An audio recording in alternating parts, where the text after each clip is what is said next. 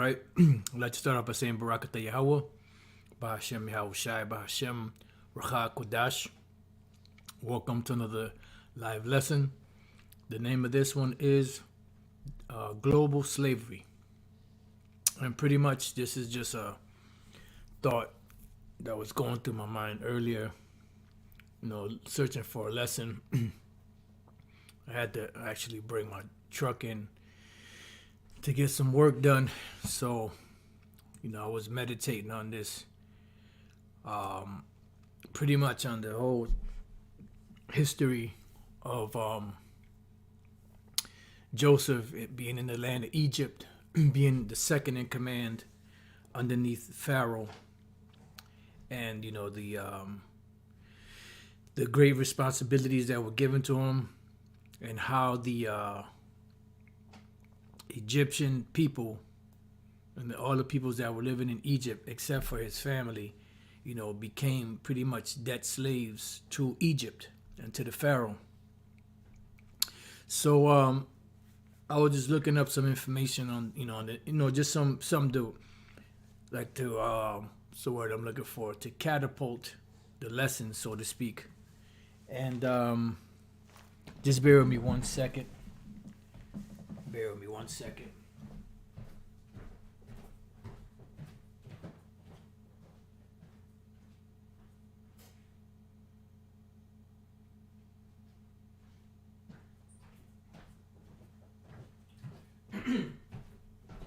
Yeah, just something to catapult the lesson, just to be able to jump into it.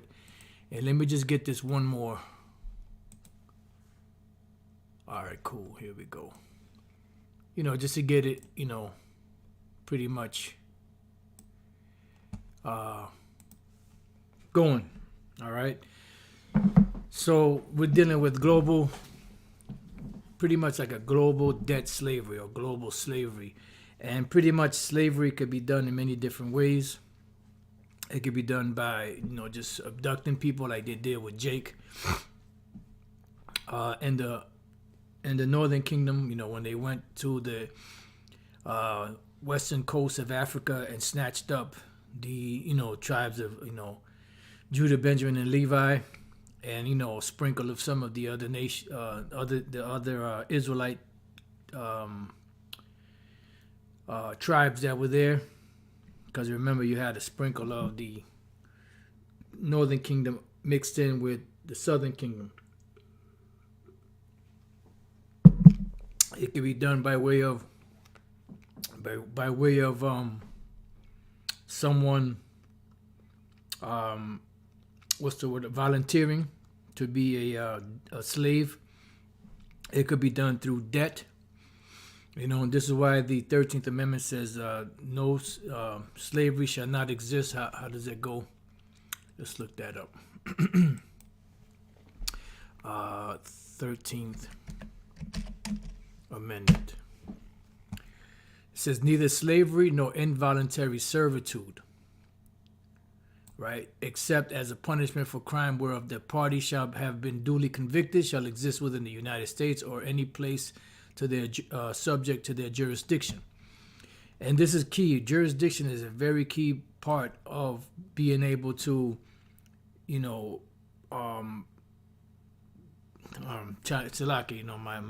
my pistons ain't firing on all my pistons ain't firing right now. But it's not subject, I'm sorry, Salakia. Jurisdiction is the key to be able to impose laws or whatever on a particular individual. And the way that they get jurisdiction from the people is by their signatures on these adhesion contracts. An adhesion contract is something that you sign that connects you to the government. All right. And such as your birth certificate, which your mother signs in most cases. Salaki, for a moment, I got to take.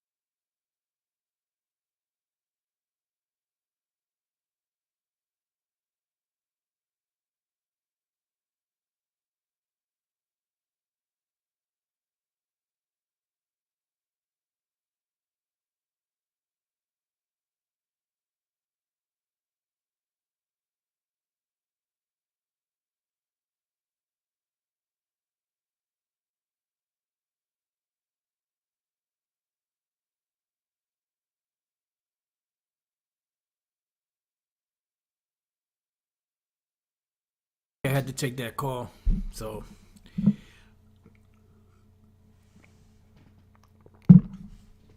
all right. So pretty much, these devils know that tying your signature to any contract that they have is what gives them authority over you to be able to push these laws upon you, and they know that.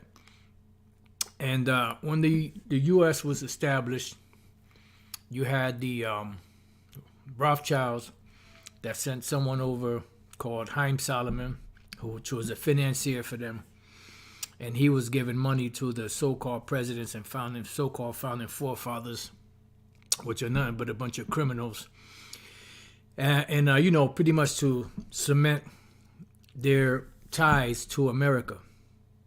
And eventually, they set up what was known as the central bank, and the central bank was printing money.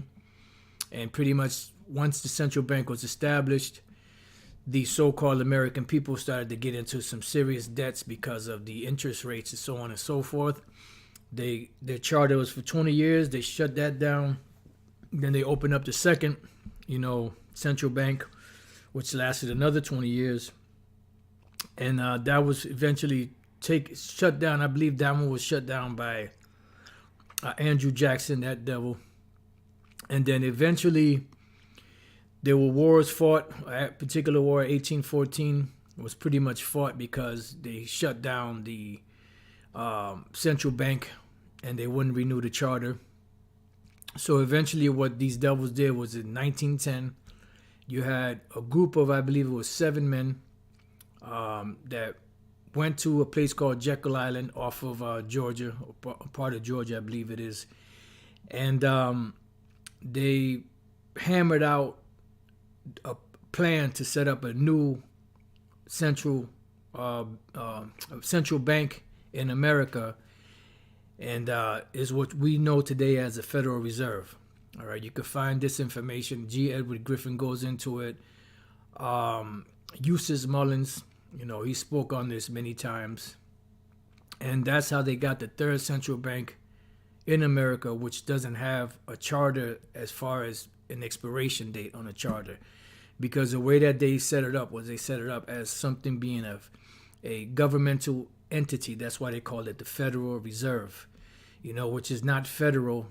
It's not a governmental entity. What it is a privately owned banking system that helped enslave the people.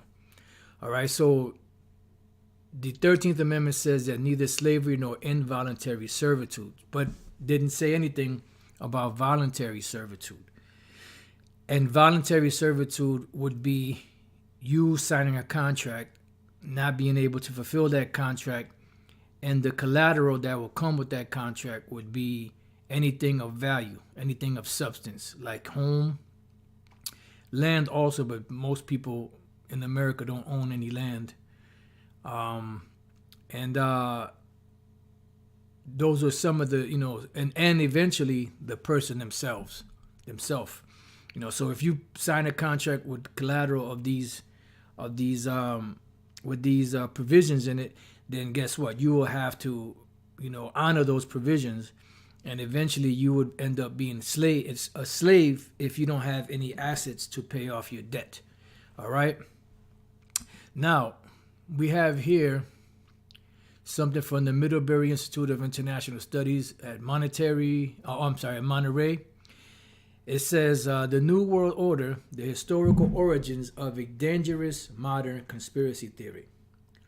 So it has an executive summary. The New World Order, NWO, conspiracy theory posits that a cabal of elites, which they are, and they are known as the international banking families headed by the Rothschild family. You have the Rockefeller family and many others, is working behind the scenes to orchestrate global events to enslave the global populace. And that's exactly what they're doing. And how have they done this? By way of this FRN, or Federal Reserve note, which people today know as the dollar or dollars. All right. And that's how they've been, putting a stranglehold on the people of the world to put them into debt so that they can, in order to pay them, they will have to give up their resources, and eventually them become enslaved, because if they have nothing to pay with, what do you think happens? They become indebted. All right. It says I'm not even going to read this part here.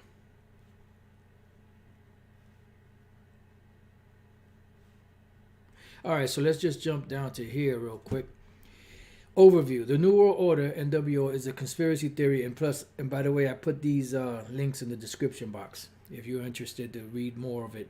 The New World Order (NWO) is a conspiracy theory in which adherents believe that a cabal of powerful elites is secretly implementing a dystopian international governing structure that will grant them complete control over the global populace. And that's exactly what they're doing. Because what do you think? What do you think is happening to the world? The world is slowly but surely merging into one. E pluribus unum, which is a Latin phrase meaning out of many one, and that's pretty much what you see going on. It says under this, that's why you have things like the European Union, the African Union. They try to do the American Union because they want to put everything together in a box to where they can just merge everything together by way of, legislation. It says under this regime, dissidents will be arrested and the masses enslaved. Supporters of the conspiracy theory claim that most global leaders are complicit in the establishment of this new world order, and they are. They're all, the scriptures speak about these, the nations, coming together in this conspiracy. And the main thing is to destroy the Israelites, but they know that through debt, the world can be subjected to slavery. It says aiding the NWO through the manufacturing of global events such as the CP, right? You can see it there. You can read it yourself. And mass shootings, and controlling their associated narratives to sow civil unrest. And you see civil unrest rising, especially with the whole situation, the whole migrant situation coming into this country, which is going to lead to civil unrest. It's going to also lead to civil war, because you have Edomites that are on the front line waiting for this government to do or pass certain things that is going to really put them in pretty much put them in slavery. And they know that. They've been waiting for that. They've been training for that. So you're going to have the troops of Esau from the government that are going to roll up into these cities and wherever they may be, and impose the mandates of these different legislations. And you're going to have some people that are going to be ready, to fight against them. Let's see. The NWO conspiracy theory can be found in online chatter of fringe conspiracy theorists. While the associated rhetoric within these online groups can appear innocuous at first, this conspiracy theory presents a real-world danger, and this was set up by them small hats, I bet you, as it promotes a fatalistic worldview for adherents, possibly inciting them to commit violence against communities, infrastructure, and the individuals deemed complicit in the NWO's implementation. This cabal narrative is commonly associated with other anti-Sem conspiracy theories that claim the J's culpability. See, so this definitely was set up by a small hat, alleging that they are behind the orchestration. But all you gotta do is go back and check the origins of these people. And they've over the years they've changed their names to get away from that from the J, of the NWO, leading to an increased danger towards J communities. Just total bullshit, right? And you could just read through here if you want, to get. So I just wanted to just get some of the main points, on here. So, like I said, I put this in the description box if you're interested to read more. Now, it says how banks played a role in upholding slavery during the 19th century. Sharon Murphy discussed the findings of her new book that exposes how American banks directly and knowingly interacted with the slave system. Yeah, because you did have, you also had not just the banks, but you also had insurance companies that insured slaves for the owners.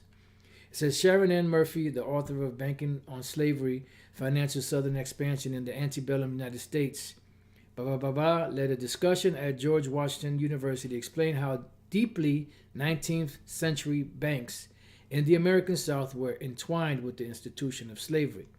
The discussion hosted by GW Business Dean's Diversity Council was held on Wednesday afternoon in Dukas Hall. Arthur Wilson, an associate professor of finance at JW, introduced Murphy. Wilson said he invited Murphy to speak because when he first read her work, he was shocked by what he learned. I was appalled by the profound brutality of literally treating humans like livestock. And that's what they did, and that's what they plan on doing. Look at the movie A Handmaid's Tale.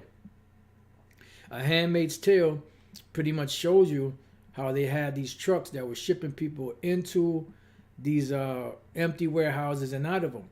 And in the trucks they were shipping them out, they had livestock, but then they erased the livestock and put, the symbol for, I believe it was females or males or whatever the case may be. And that's exactly what the world is. The world is known as livestock. Now, what people on the planet Earth describe other people that are not a part of their ilk as livestock? Well, the Jays. The Jays do, man.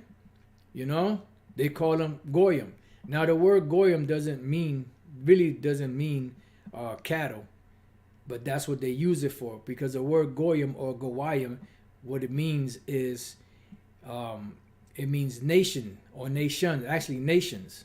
Gawaya is nation, Gawayim is nation. So Goyim is really nations. It has nothing to do with livestock. But this is what they call the world. So they're the ones that call people that. But this is not a conspiracy theory that connects them to it.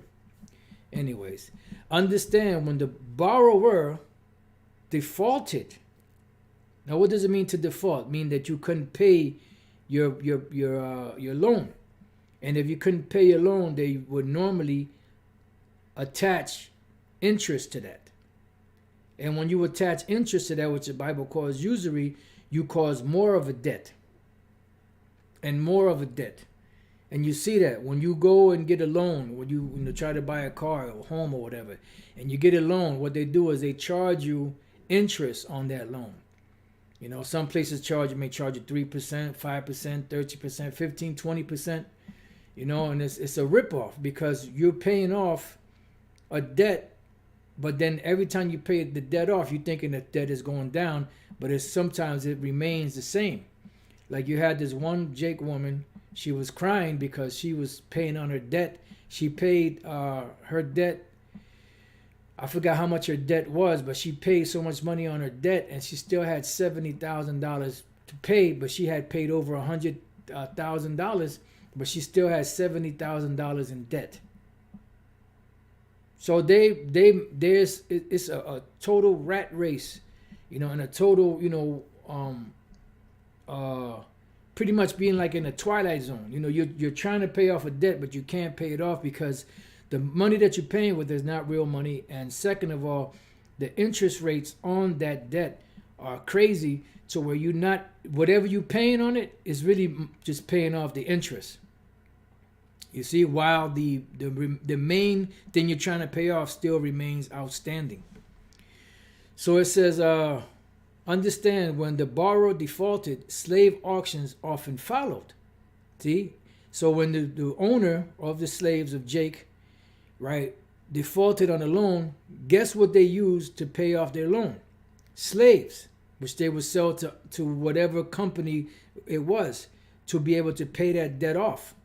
Wilson said, through no fault of their own, the enslaved people might be literally sold down the river, never to see friends or family again, which is part of the curses.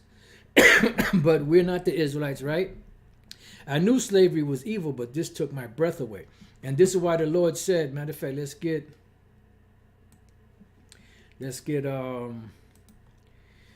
Exodus. And these devils got a lot to pay for, man. See, they think that this shit is like they'll never have to pay for this. Whose possessors slay them and hold themselves not guilty. Exodus 21:16. And he that stealeth a man, which they did, and selleth him, which they did, or if he be found in his hand, he shall what? Surely be put to death. So that act of enslaving someone and selling someone through slavery is punishable by death.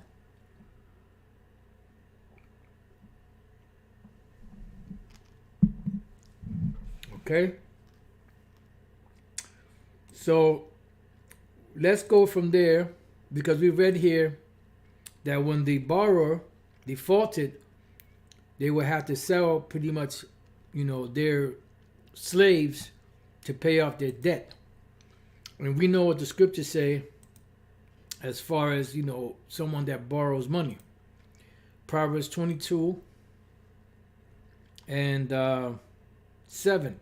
The rich ruleth over the poor. And that's so true. It was so true from the beginning, and it's still true to this day. And the borrower is servant to the lender. So if you borrow something, that means that you are taking on somebody else's goods. And when you do that, the contract, you have to have some type of collateral just in case you default on that loan, and then they take the collateral to pay off your debt. So what if you don't have any collateral to pay on your debt? You become the collateral. You see? And that's what these devils are doing to the planet. This is why they just kept pushing money out there, pushing money out there, pushing money out there, the so-called dollar, especially when they got the world reserve currency status through the Bretton Woods agreement going back to 1944, 1945. So pretty much they got the whole world by the balls. And this is why you have the BRICS nations opting out of the dollar. You see? Because they know that taking on too many dollars puts you into serious debt. And when you're in debt, you become a servant, to the lender. So let's look up two words here. Let's look up the word borrower, which is the word lawah, to join, be joined, right? So lawah, which goes back to the word lawyer, right? Lawah, and then you have the word lawyer. Lawyer is what? Joined to me, and then lawah is to join, be joined. Because when you borrow anything from someone that lends it to you, you cannot, what's the word I'm looking for? You cannot be freed from that person until you pay that debt off. That's right. This is how we went into slavery in Egypt. We gave until we became the collateral. Yeah, pretty much. But that part there, the part of the debt that took place was the actual Egyptian people, which we're going to get there. That's one of the main scriptures here. But you're right. But that was pretty much a prophecy of how we came into being slaves in the land of Egypt.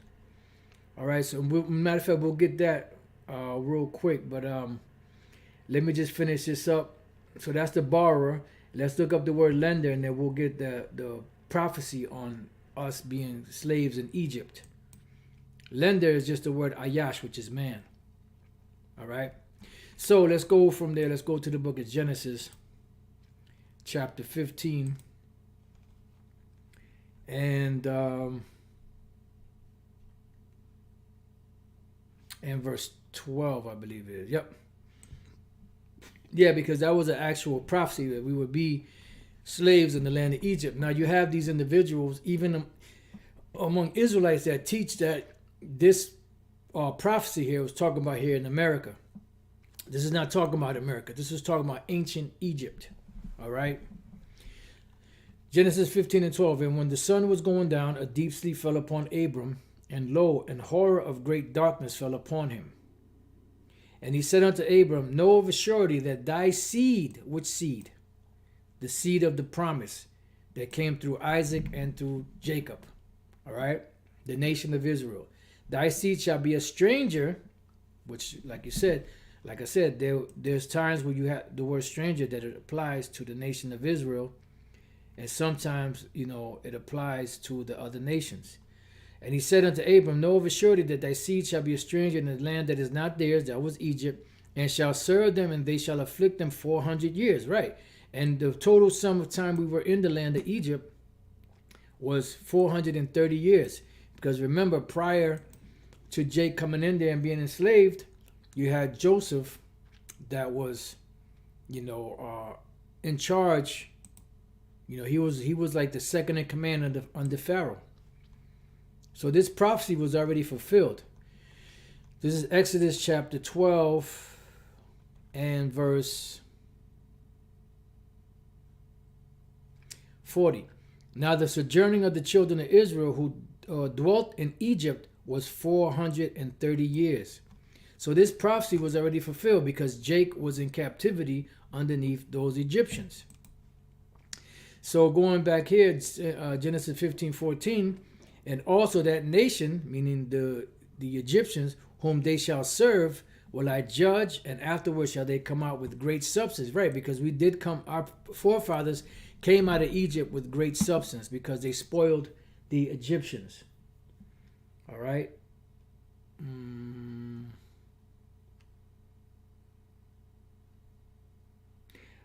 This is the book of Exodus 12:35. And the children of Israel did according to the word of Moses, and they borrowed of the Egyptians jewels of silver and jewels of gold and raiment. Right? It says, and the Lord gave the people favor in the sight of the Egyptians, so that they lent them unto them such things as they required. And they spoiled the Egyptians. Why? Because the word spoil means to rob. They robbed the Egyptians because they never paid that back. All right? So this prophecy here pretty much was already fulfilled. This is talking about America. Ain't nobody bringing nothing out of America. Because from America, we're going straight to the kingdom. But you're gonna bring this fake ass jewelry and some FRNs to the kingdom. That's the great substance you're gonna be coming out of here with. Genesis 15:15, and thou shalt go to thy fathers in peace. Thou shalt be buried in a good old age, dealing with Abraham. But in the fourth generation they shall come hither again, for the iniquity of the Amorites is not yet full. The Amorites are Canaanites. And the Amorites in this particular scripture here is referring to all of the Canaanites. There's Amorites, and there's another one that is used to refer to all of the Canaanites. This is one of the cases. The Amorites is not just the Amorites, it's all of the Canaanites. All right, because they were still in that land and they had to do wickedness still before the Lord kicked them out of that land, because that was a curse that was put on those Canaanites going back to Noah. Noah put a curse on those Canaanites, and that's how we were justified in being able to take that land. All right, so pretty much this prophecy was fulfilled when our forefathers went into captivity in the land of Egypt under the Egyptians, who were dark-skinned people back then. All right, the people that are in the land of Egypt today are Arabs or Ishmaelites. The people that took over before the Arab people were there were Edomites, beginning with Alexander the Great, and then one of his top generals, which was Ptolemy.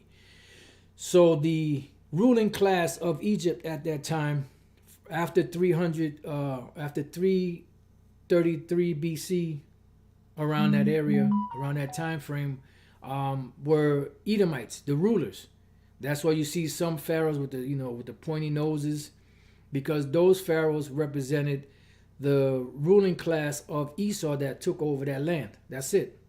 You got Jake making a big deal about Egypt, talking about Cleopatra and them getting mad because Cleopatra is being portrayed as a white woman. Cleopatra was a so-called white woman. She was an Edomite. She was, out of the line of the Ptolemies. The Ptolemies were Edomites, so-called white people, so you could understand, that had conquered Greece. All right? So, let's go from there. And let's go into this right here. I typed in global debt slavery. Debt slavery, a state of indebtedness to landowners or merchant employers that limits the autonomy of producers and provides the owners of capital with cheap labor. Is debt a cause of slavery? It was also clear that the legal relationship between debt and enslavement was exploited in order to force more people into enslavement. And this is why they set up clauses within certain contracts that are very deceptive. And if you don't know how to read a contract, you will get caught up in a debt situation. And these devils know that. Yeah, I believe it was the Hittites. I believe you're right, bro. Yeah, I believe it was the Hittites. It's the Amorites and the Hittites. I believe those are the two that sometimes when you see Amorites and Hittites, it's referring to all the tribes of Canaan, the Canaanites. So that's how they became enslaved.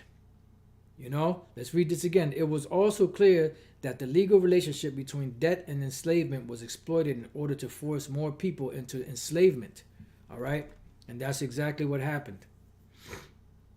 Just as it continues to be in situations of contemporary slavery, understanding debt slavery in the past reveals much about processes of enslavement today. And this is why when this country is finally destroyed by thermonuclear destruction and the lasers from the chariots, you're not going to be able to sell your slaves anymore. And that's the problem with Jake and with the American population in general. That they don't understand that they are slaves, contractual slaves. And this is why you have something called the national debt. And eventually that debt is going to have to be paid on. So this is Revelation 18:11, and the merchants of the earth shall weep and mourn over her, for no man buyeth their merchandise anymore.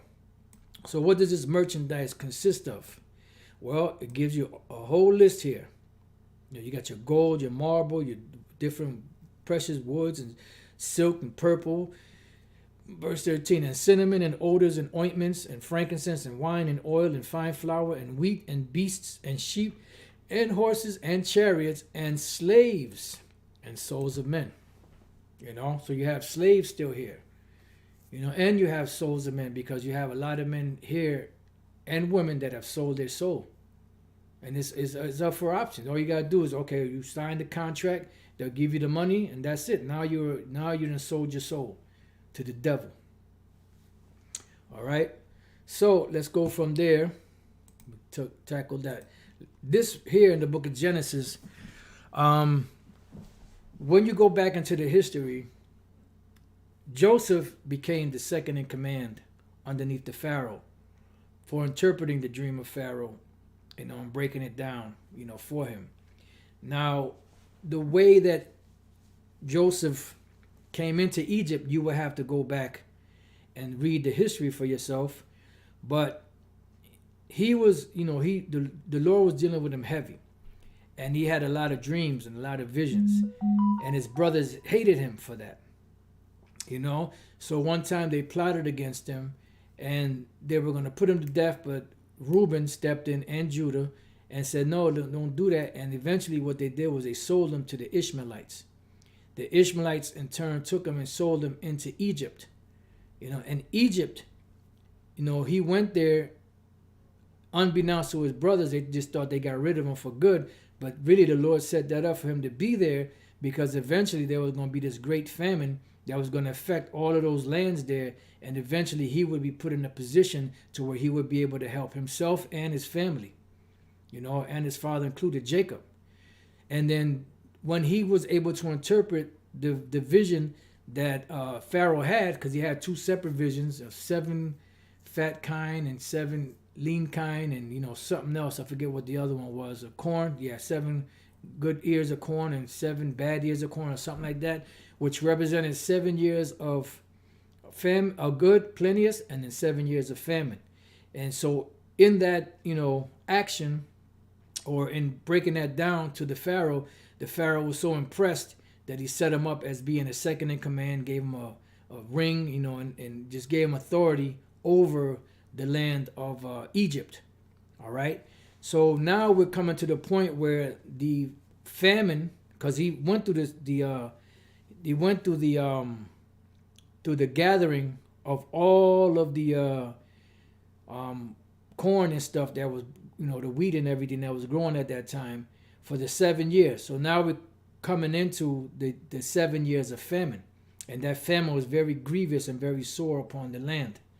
All right, so the Pharaoh gave Joseph the go-ahead to do whatever he needed to do to acquire all of those goods and store them. So he would build barns and all of these different, whatever they called them in that time. And this is where he was storing stuff, and he was numbering everything, keeping track of everything. But there was so much that there was a point where he stopped counting. He said, I can't count no more. It was innumerable. So after a while, he just stopped taking inventory of everything that he had. He had so much of it. So now we coming to the point where the famine was so great that the Egyptian people started coming to Joseph to be able to buy, bread from him. All right, so you could understand, buy food from him. So Genesis 47:13, and there was no bread in all the land, for the famine was very sore, so that the land of Egypt and all the land of Canaan fainted by reason of the famine. And Joseph gathered up all the money that was found in the land of Egypt. When you look up this word money in the Hebrew, it's the word kasap. The word kasap is silver. This is real money. When we go back to the patriarch or the different patriarchs, we go back to Abraham. Abraham was a very rich man. So let's see if he was rich in paper dollars, FRNs. Genesis 13:1. And Abram went up out of Egypt, he and his wife, and all that he had, and Lot with him, into the south. And Abram was very rich in cattle, in silver, and gold. All right, so he didn't have no paper dollars. Substance. All right, this is what, and whenever you take out a loan, even if you're taking out a loan for these paper dollars, you have to have collateral. You have to have something of substance, whether it's a car, whether it's, something that you have, some jewelry, precious stones, land, whatever the case may be that you have to be able to put down on this loan as a collateral. So this is what he had. He had substance. He had liquid. He didn't have dollars that disappear. Uncertain riches. He didn't have uncertain riches. Read about Job. Job was very rich also. All right. Joseph of Arimathea was a very rich man. And you better believe they weren't carrying around, dead presidents in their pockets. All right. So going back, Genesis 47:14, and Joseph gathered up all the money that was found in the land of Egypt. I want all the money.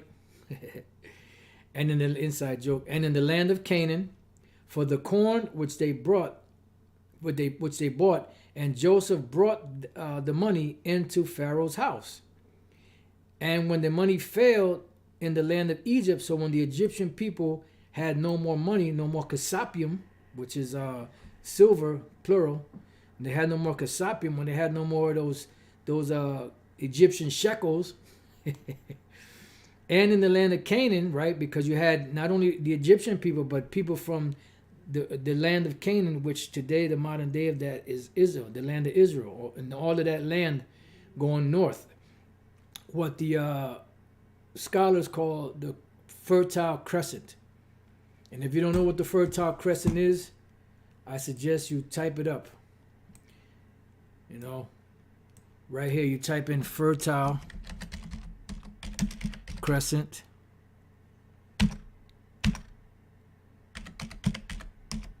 Which, by the way, as a footnote, Fertile Crescent, the word crescent comes from the Latin and the Spanish crecer, which means to grow.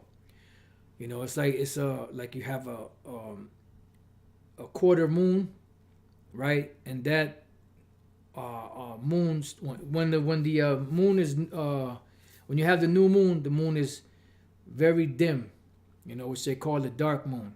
Then you see a sliver coming into it. That sliver starts to become bigger, and that's where you get your crescent moon.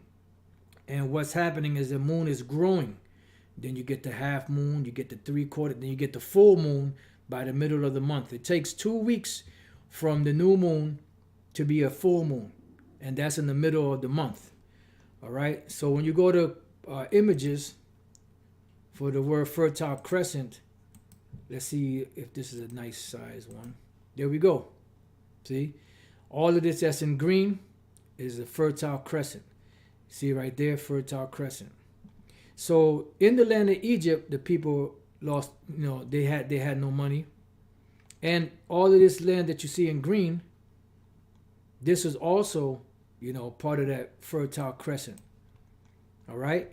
And all of these people will come down to Egypt to get corn or get that wheat from Egypt, because the famine was very heavy upon the land, all these lands here, because the Lord said it would be. All right? So going back to Genesis, right?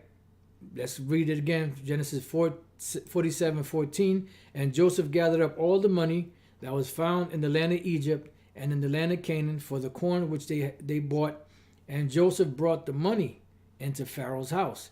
And when the money failed in the land of Egypt and in the land of Canaan, all the Egyptians came unto Joseph and said, Give us bread, for why should we die in thy presence? For the money faileth. So they had no more money. So they had to buy something, so they had no more money. And Joseph said, Give your cattle, and I will give you for your cattle, if money fail. All right? So they had no more money. So now the next thing he got was what? Something else of value. Collateral, which was what? Their cattle.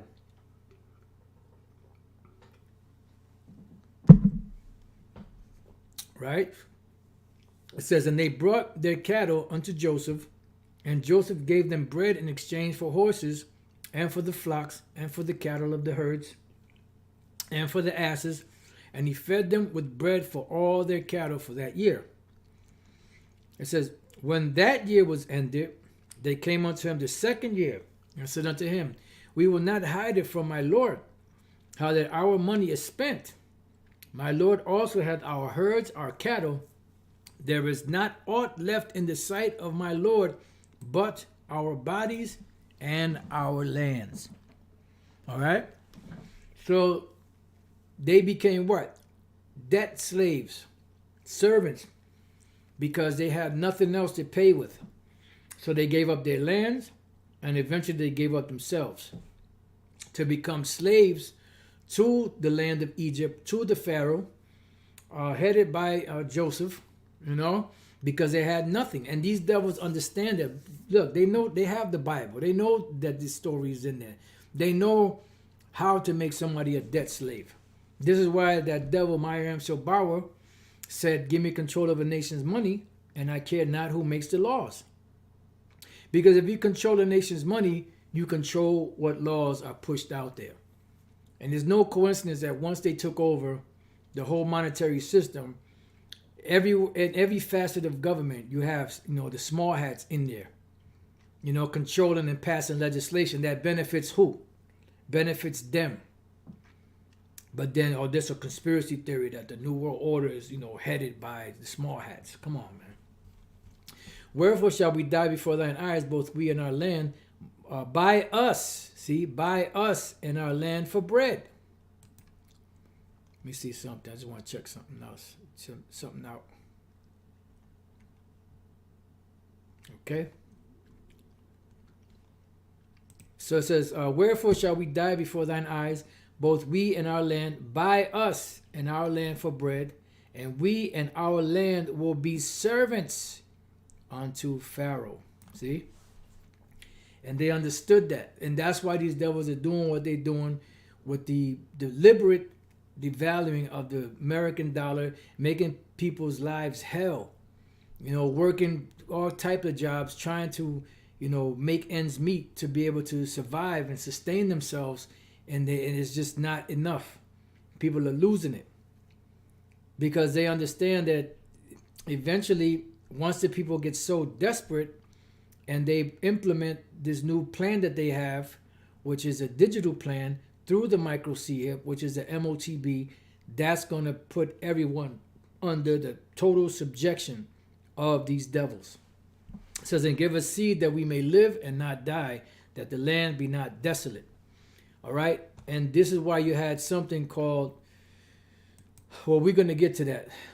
This is Leviticus 25:47. And if a sojourner or stranger wax rich by thee, and thy brother that dwelleth by him wax poor, and sell himself unto the stranger or sojourner by thee, or to the stock of the stranger's family.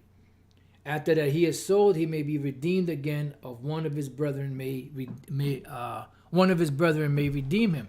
And these devils understand that. They understand that, people will sell themselves when they're too poor to be able to sustain themselves, to be able to eat, to be able to live. And that's why they're pushing everyone into the corner. That's why the WEF, the World Economic Forum, through that devil Klaus Schwab and others, said you will own nothing and you will be happy. Why? Because they will provide everything that you need, but you have to comply with their mandates. That's what the whole total, MOTB system is set up for. This is why the world is going digital. And that's why you have these false prophets that at one time were saying that the MOTB is an embargo or Christianity or whatever the case may be. Some of them ain't even talking about it. It's to them it don't even exist. But some of them who are slick like a can of oil, the oil can Harrys of them out there, they're scrambling and doing lessons, to try to keep up with the times, so to speak, so that when they do implement it, they're going to be like, well, I never said that wasn't going to be the case. If you listen good to what I was saying, moron, I said they might throw a microchip in there. You can't underestimate the slickness of a devil. All right, but the Most High Yahweh Bashem Yahushua is slicker than thee. All right, so that's the main point here. Let's go to, I believe it's in Exodus, and also in Deuteronomy. Let's go to Exodus. Let me see something. Let me check this one out real quick. Now, what? Let's go to the one in Exodus. I think this one brings it out. Yep. All right. Exodus 21:1. Now, these are the judgments which thou shalt set before them. If thou buy an Hebrew servant, 6 years he shall serve, and in the 7th he shall go out free for nothing. Right, and that's what you were supposed to do. If you had a Israelite that sold himself into slavery to you because he was in debt, then he will work for you 6 years, and the 7th year you will send him out, and you will give him substance so that he can sustain himself. All right. Now we're going to jump down to the 5th verse. And if thy servant shall plainly say, I love my master, my wife, and my children, I will not go out free, then his master shall bring him unto the judges. He shall also bring him to the door, or unto the doorpost, and his master shall bore his ear through with a what? With an awl. And he shall serve him for what? Forever. Now, what is an awl? Let's go here. What is an awl? Let's type it in. In the scriptures, it's spelled A-U-L, but the modern day of spelling it is A-W-L. Okay? This is an awl. Looks like an ice pick. What did it say you do with this awl? You would take this awl, bring the man before the door, and you would run this through his ear. Once you ran this through his ear, this man became your servant for life.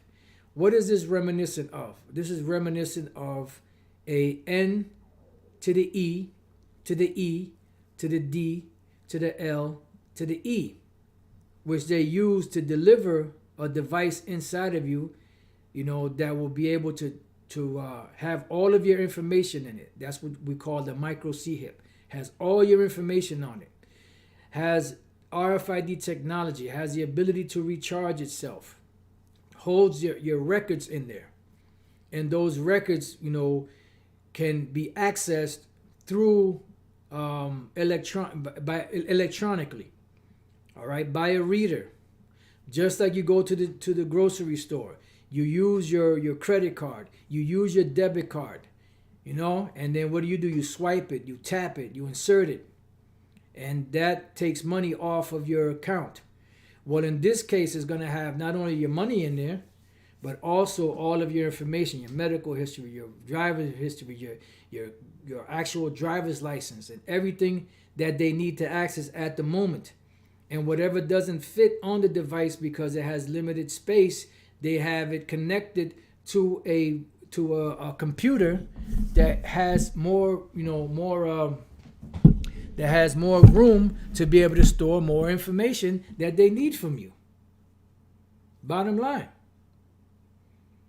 So you see these guys, these false prophets that are fighting against the microchip as being the MOTB because either they were paid off or they're just that gone.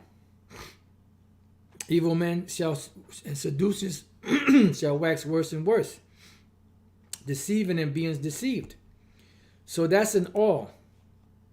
All right, which today the microchip would be, or the actually the delivery system of the microchip would be the modern day all, or the electronic all.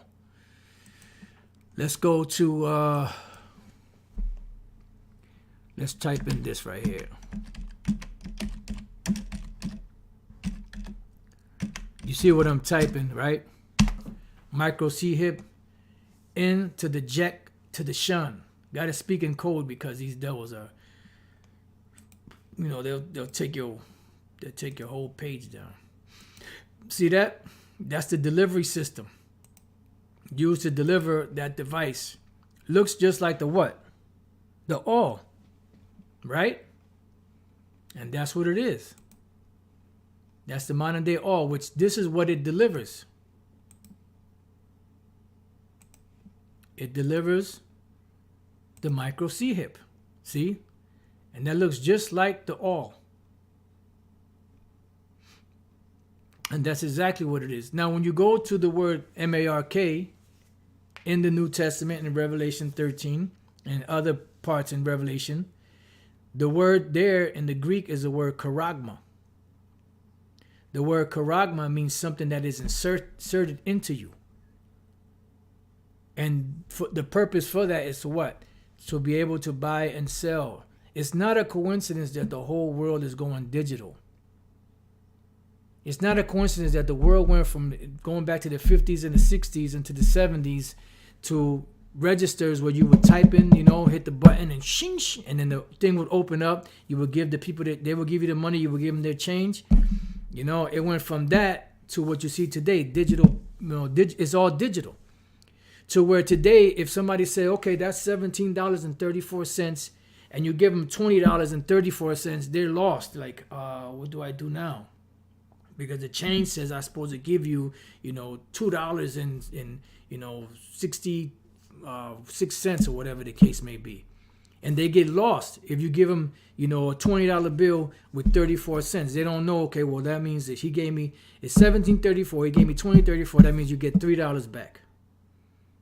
Because these people are, if it doesn't say it, if it ain't programmed, they don't know what to do. It came a point where you have, those, when you go into the bathroom, right? You take it, your number one or your number two, and then when you get up, it flushes on its own, right? Now you have those that the old ones, you have to, hit the what you call it, and it will flush. The new ones, if it doesn't flush, they don't know what to do. They're looking at it like, what do I do with this? Not knowing that there's a button on the side you could push to flush it if it doesn't flush. But they're so programmed and into, it's got to be, automatic, that they don't know how to think outside of that. You go wash your hands. If you go to a place to wash your hands, you have the automatic water comes on, right? Once you get the soap on there, the water comes on, and then you get your, you wipe your hands off and you go. Now, if someone goes in there and turns the water on manually and wash their hands, and they'll walk off without turning it off because they're so programmed into that, automated shit. So this whole system is being set up in place to make people stupid. Smartphones make people stupid. Bottom line. You know, so this is the whole system that is being put in place, moving in that direction, because it's all going to be set up under the buying and selling method, which these false prophets can't get away from the buying and selling. You know, and that's why one particular group changes every like 2 or 3 years. They change the breakdown of what the MOTB is. Oh, what a tangled web we weave when at first we practice to deceive. All right. So you see how going back into the history of, Joseph, and how the Egyptian people made themselves servants for him to be able to eat. And this is exactly what these devils are pushing in the future right now, under this new global infrastructure or system that's being put into place right now, because the scriptures do not lie. When the Apostle John on the island of Patmos saw these visions, he actually saw people lining up and getting that, MARK put into them, that microchip put it into their bodies. He saw some of them getting it in their head. He saw some of them getting it in their hands, and maybe other parts of their bodies. Because this is the whole plans of the so-called illuminated ones, the Lucifers or Luciferians, is to, get the whole world in debt. Therefore, the people have to comply to their mandates, and therefore they become servants to them perpetually, forever. And they'll get, stamped, or they'll get branded for life. Just like you branded cattle in the past. And this is why they call the world cattle, Goyim. All right? So with that, I pray that you brothers and sisters have been edified. To the next time I say, Shalom.